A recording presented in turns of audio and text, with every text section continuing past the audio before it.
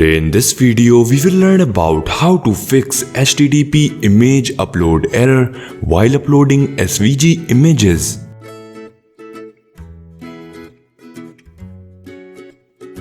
In order to fix that, log into WordPress dashboard and then go to Media section. Further, click over Add New.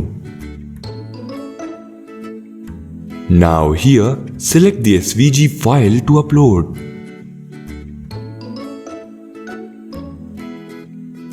While uploading SVG file, it is showing that sunrays.svg has failed to upload. In order to fix this issue, go to Plugins section and then click on Add New Plugin. Now here, search and install SAFE SVG plugin.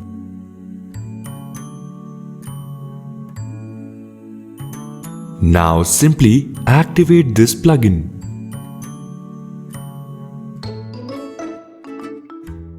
Once this plugin is activated successfully, you can simply again select and upload the same file under the Media section.